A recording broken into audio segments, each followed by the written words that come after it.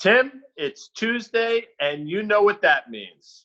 Heroes and zeros. Let's do it. Heroes and zeros. And tonight's heroes and zeros are the three F's: the Fed, Fauci, and flying. So let's start with the Fed. Fed's buying everything, basically. Now they're buying corporate bonds and ETFs. In your opinion, not European, in your opinion, Fed, hero or zero? Well, the irony is, of course, this could be European. They're just like the ECB. But let me answer it. This is going to bother you. Hero. And it's so easy to answer this as zero because I, like you, am scared of the moral hazard of the Fed that has nationalized our entire economy. But I have to say that the Fed, if not for extraordinary action and liquidity, we'd be having a very different conversation about markets right now. I don't want this to go on in perpetuity. And that's what worries me. And the Bank of Japan still hasn't figured out how to get out of this. But buying everything that moves and now buying ETFs scares me, but I don't want to steal your thunder because I think I know where you're leading. I'm calling them a hero for now. I'll go zero. I mean, I think it's obvious to everyone who knows me, I'm going to go the zero route. Go zero.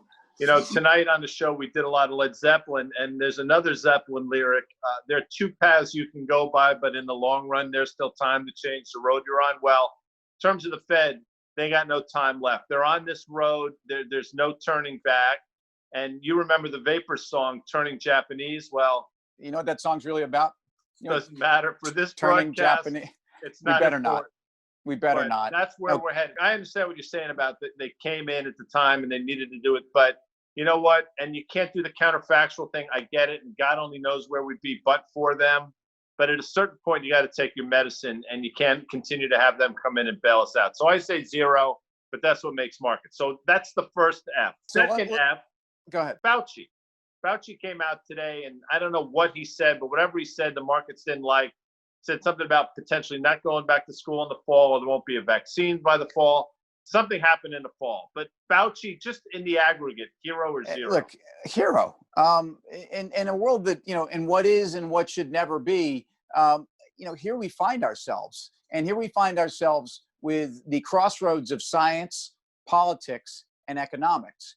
And frankly, it's time for science. I know economics and politics don't like the fact that actually we are now waiting for a vaccine to fully reopen, or so he mentioned. He didn't say it quite like that today, but it seems to me that when we started down the road of assessing the economic impact and the political impact, and possibly even the scientific and the health impact of this awful virus, was that we weren't waiting to get back to work and back to school and back to concerts and back to sports for a vaccine.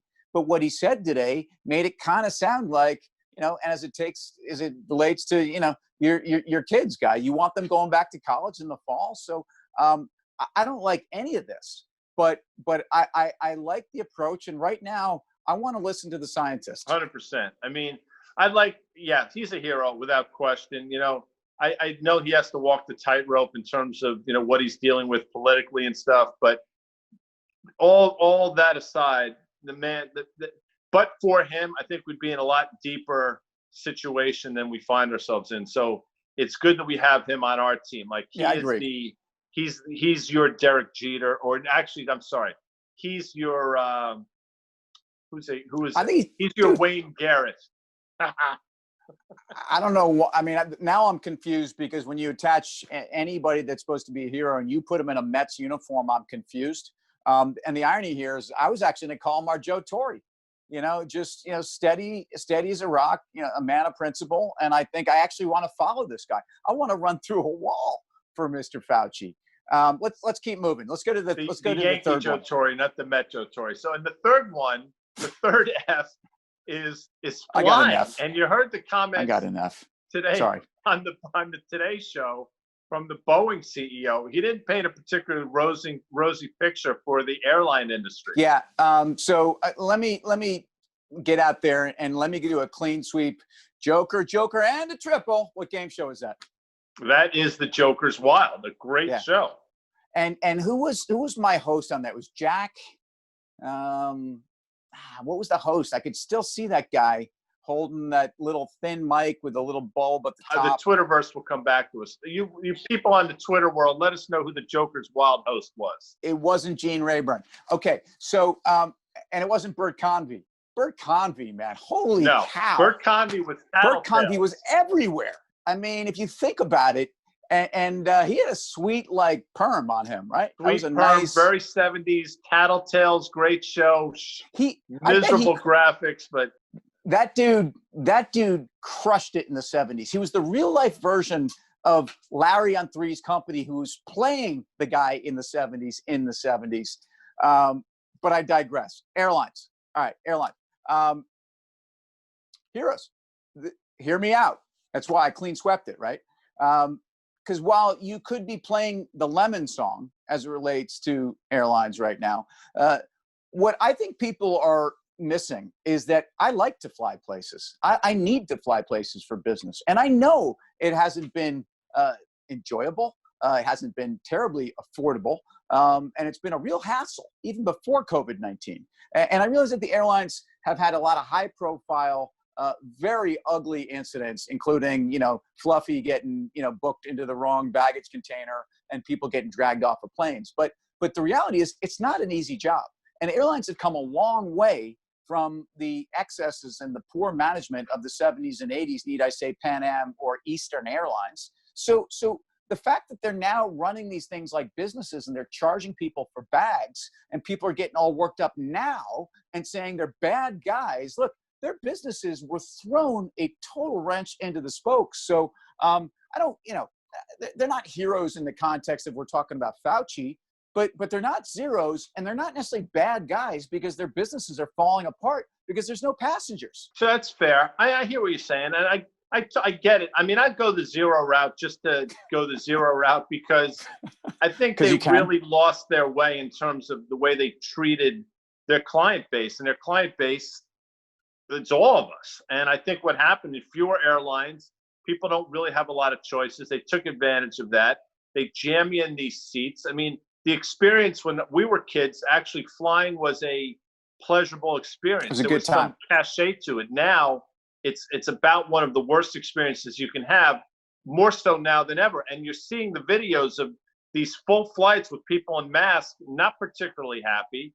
And it's not the fault of the people that are working in the airlines, but the way they've been managed to a certain extent. They really have to rethink their policies in terms of their client. I mean, it's not cattle they're moving from point A to point B. I hear you, but for us to complain as market participants and investors in airlines that they're trying to extract the last dollar out of there, I mean, what's different about them than what Apple's doing? I mean, I think this is on some level about profitability, and I think airlines are easy in the line of fire. I remember my first flight was to California. I was in 5th grade. I was going to LA with my older sister, and we were going to Disneyland to visit my aunt who lived out there. Do you go aunt or aunt? I'm an aunt guy. What's so weird is that I'm an aunt guy too, but for some reason I just felt the need to do aunt. So I went to see my aunt and my sister. And so my first trip in the airline, I was so fascinated by everything, including the meal they gave me. And when I walked into the bathroom, I just started like throwing soaps into my pocket because I thought it was, just like, it was all free. You get the little TWA bag, the Pan Am bag. I mean, it was a much different time. Speaking of different times, and let's close on this. I was reminded by my wife that as she tried to explain to my daughter that there used to be a phone number you would call to tell you exactly what time it is. Can you imagine that today? And sports phone. We would call sports phone to get the late ball scores. If my O's were on the West Coast, I said my O's were on the West Coast, and I needed to know if Kenny Singleton had dialed 9 to maybe take down a Kenny Holtzman with the swinging A's. That's how I found out those numbers. Anyway, so it's pretty amazing. About that.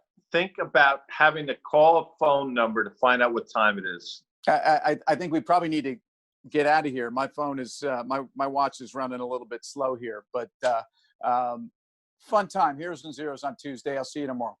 Later, dude.